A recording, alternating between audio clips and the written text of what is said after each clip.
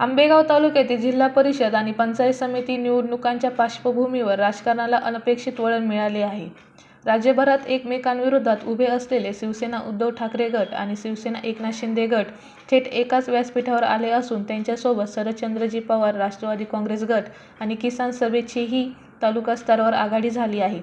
या अनोख्या राजकीय प्रयोगामुळे आंबेगाव तालुका राज्याच्या राजकारणात केंद्रस्थानी आला आहे. या आघाडीच्या माध्यमातून राष्ट्रवादी काँग्रेस, अजित पवार गट आणि भाजपाला थेट आव्हान देण्याची रणनीती आखण्यात आली असल्याची चर्चा सुरू आहे. राज्यात सुरू असलेल्या शिवसेनेतील सत्ता संघर्षाच्या पार्श्वभूमीवर आंबेगाव तालुका मात्र वेगळ्याच अपवादात ठरताना दिसत आहे.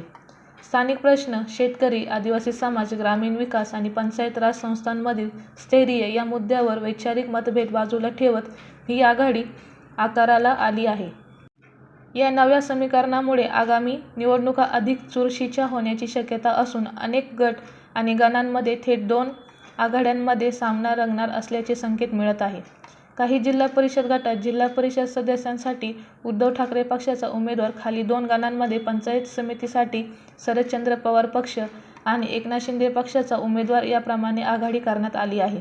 संबंधित पक्षांमध्ये संयुक्त बैठका, समन्वय समित्या आणि एकत्रित प्रचाराची तयारी वेगात सुरू असल्याचे चित्र दिसत आहे. पाणी, रस्ते, आरोग्य, शिक्षण आणि शेतकरी प्रश्न हे प्रचाराचे मुख्य मुद्दे असणार आहे.